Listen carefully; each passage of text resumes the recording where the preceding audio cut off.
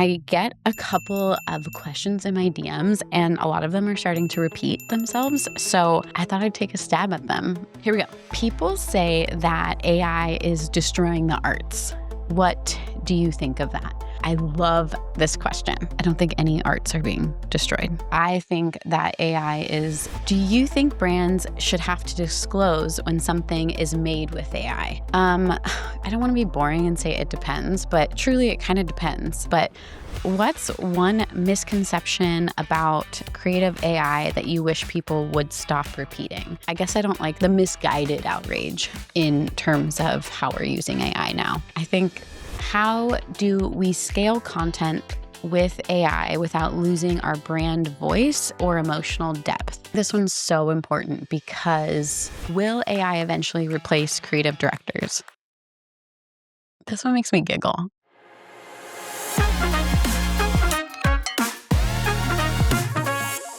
I kind of feel like I'm just living my dream, like getting to talk to people with interesting stories and such diverse backgrounds. And it's just a really cool time to be in AI. So I get a couple of questions in my DMs, and a lot of them are starting to repeat themselves. So I thought I'd take a stab at them here with you all. So here we go. People say that AI is destroying the arts. What do you think of that?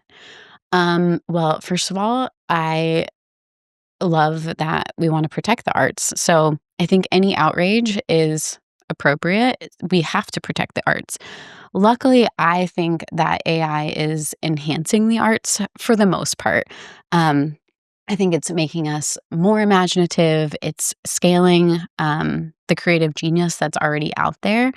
Of course, as humans, we have to wield this well and do this thoughtfully, but I think the arts are more alive than ever. I mean, if you can imagine shooting your photo shoot and then getting to put models on the moon, I think that's fun. And the ways that we can stretch and flex our creative imaginations with AI is so fun to me. So I don't think any arts are being destroyed, but I say protect them at all costs. Do you think brands should have to disclose when something is made with AI? I don't want to be boring and say it depends, but truly it kind of depends. Something I've been talking about with friends is I don't really care if I'm shopping and it's an AI model. Just please make it so good that I can't tell, or so bad that it makes me laugh. But I think there's going to be times and that it's pretty critical that we know real from fake, and that's if it's trying to claim something that's false. But otherwise, I'm not sure that I would at this point say that that would be a must for people to have to disclose it. Use your intuition, y'all. What's one misconception about creative AI that you wish people would stop repeating? I think this one gets me every time when people say like, "Oh, we're changing, we're correcting something that's already beautiful." But I mean, I'm a millennial and I grew up with airbrushed models all over everything, and the behind the scenes of so much art has been modified and enhanced for so long that there's this outrage over AI being like the ultimate game changer.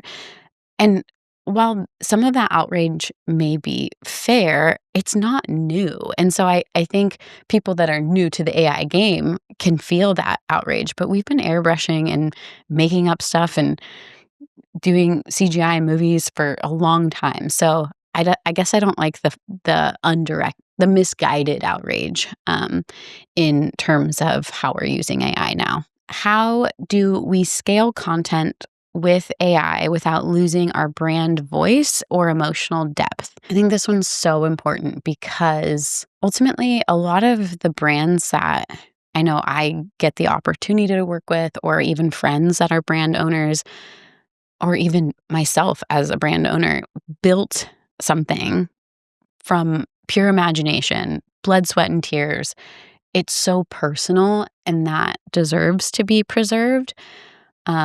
Even if it needs to be scaled, it deserves to be preserved. And so I think having really thoughtful people behind AI is going to be a really important part of that.